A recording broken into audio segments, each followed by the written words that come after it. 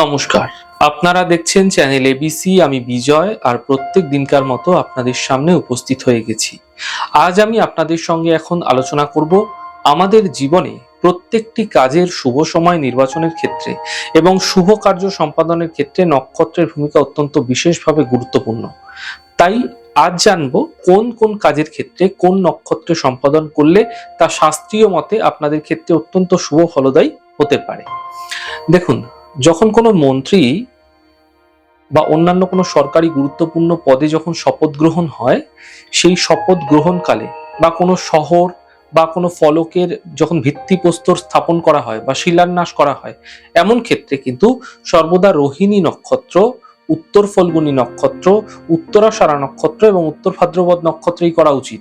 এই চারটি নক্ষত্র নক্ষত্র মণ্ডলীতে স্থির নক্ষত্র নামে অভিহিত। তাই এই চারটি নক্ষত্রে যদি আপনারা এই ক্রিয়াগুলি, এই কাজগুলি করছেন, তা আপনাদের ক্ষেত্রে অত্যন্ত বিশেষ লাভকারী এবং ফলদায়ী হয়ে থাকবে। যে কোনো শিল্পারম্ভের ক্ষেত্রে বা শিল্প উদ্যোগের ক্ষেত্রে কথাবার্তা চালাচ্ছেন, এমন ক্ষেত্রে কিন্তু সর্বদা অশ্বিনী নক্ষত্র, পুষ্যা নক্ষত্র, হস্তা নক্ষত্র এবং অভিজিৎ নক্ষত্রের বিশেষ মুহূর্তে কিন্তু আপনারা যদি এই কাজকর্মগুলি করছেন, এতে বিশেষ শুভ ফলপ্রসূ আপনাদের ক্ষেত্রে আপনারা হতে দেখতে পাবেন।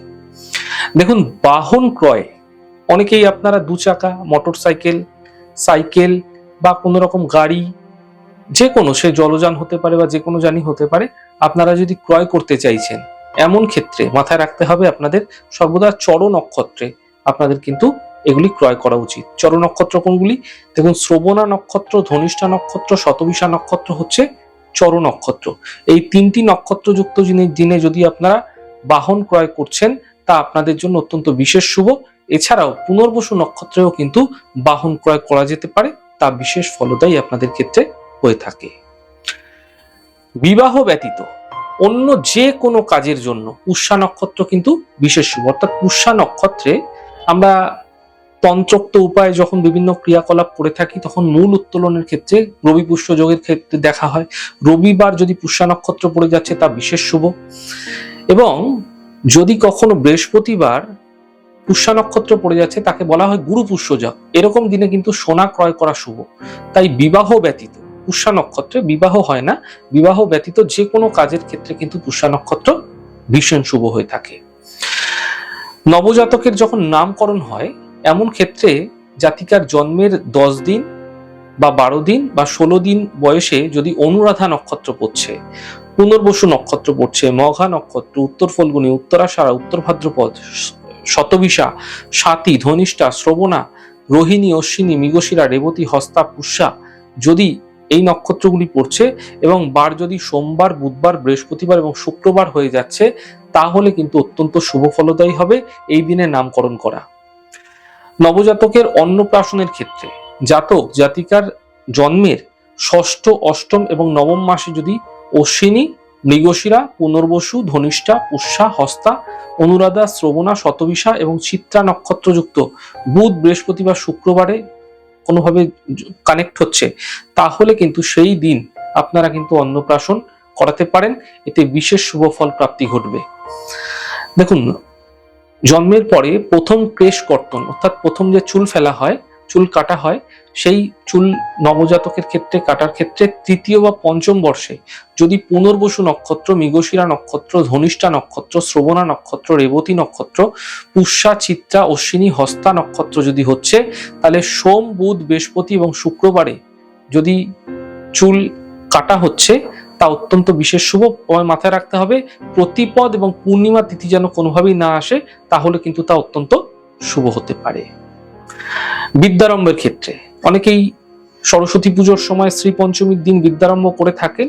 এছাড়া নবজাতকের পঞ্চম যখন 5 বছর যখন বয়স হবে, সে পঞ্চম বছরের যে 5 মাসের যে পঞ্চম দিন যেখানে হবে আর কি, সেই দিন যদি জন্ম নক্ষত্র বা সেই সময়কালে জন্ম নক্ষত্র যখন কাছাকাছি অশ্বিনী, পুনর্বসু, আদ্রা, হস্তা, চিত্রা, স্বাতী, শ্রবণা, রেবতী এইগুলি যখন পড়বে, সেই সময়কালে সোম, বুধ, বৃহস্পতি বা শুক্রবারে কিন্তু আপনারা বিদ্যারম্ভ শুরু করতে পারেন, তা অত্যন্ত বিশেষভাবে শুভ হবে সেই সন্তানের ক্ষেত্রে। দেখুন, গৃহ স্থানান্তরণ, অর্থাৎ অনেক সময় হয় কি, আপনি যেই বাড়িতে এখন বর্তমানে বসবাস করছেন, সেই বাড়ি থেকে একটি অন্য বাড়িতে যাবেন। এমন ক্ষেত্রে, বা আপনি ভাড়া রয়েছেন, আপনি বাড়ি পরিবর্তনের বিষয় রয়েছে আপনার ক্ষেত্রে, আপনি গৃহের স্থানান্তরণ চাইছেন, অথবা আপনার বাড়িতে কনস্ট্রাকশন হবে, আপনি অন্য কোনো বাড়িতে গিয়ে থাকবেন, আপনার বাড়িতে কাজে হাত দেবেন, সেক্ষেত্রে কোন দিন আপনার গৃহ স্থানান্তরণ করা উচিত?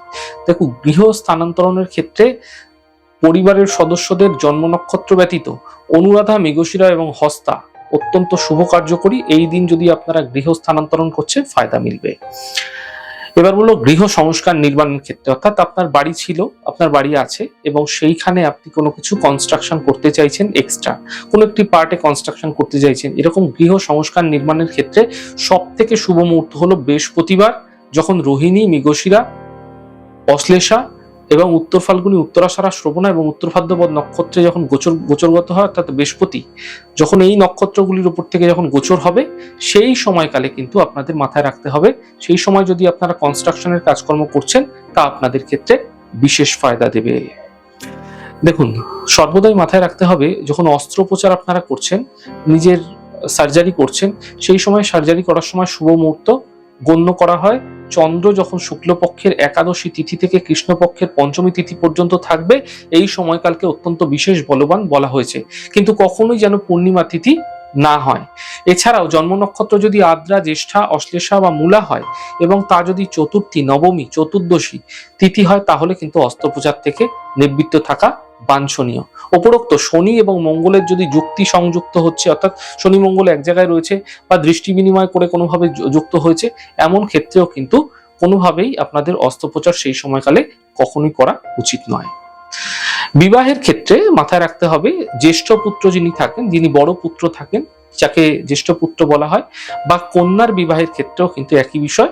জ্যেষ্ঠ অর্থাৎ তিনি যদি বড় হন কন্যা, তার ক্ষেত্রেও একই, জ্যৈষ্ঠ মাসে এবং জ্যেষ্ঠা নক্ষত্রে কখনোই কিন্তু বিবাহ করা উচিত নয়, তাহলে তা ভয়ঙ্কর থেকে ভয়ঙ্কর খারাপ ফল তার বৈবাহিক জীবনে কিন্তু অবশ্যই নেমে আসতে পারে। তাহলে আজ আমি আপনাদের সাথে আলোচনা করলাম নক্ষত্র ভিত্তিক বিভিন্ন আলোচনা, যে নক্ষত্র অনুযায়ী কোন দিন আপনারা কি কাজকর্ম করবেন, যার মাধ্যম দিয়ে আপনাদের জীবনে সমস্ত কাজের ক্ষেত্রেই আপনারা সুফল পেতে পারেন। আমাদের এই ছোট ছোট উপস্থাপনা আপনাদের কিরকম লাগছে অবশ্যই কিন্তু লিখে জানাবেন। যদি ভালো লেগে থাকে সেক্ষেত্রে লাইক করতে, কমেন্ট করতে, সাবস্ক্রাইব এবং শেয়ার করতে বন্ধুদের সাথে ভুলবেন না। অনেক ভালো, সুন্দর এবং সুস্থ থাকুন। আগামী পর্বে দেখা হবে।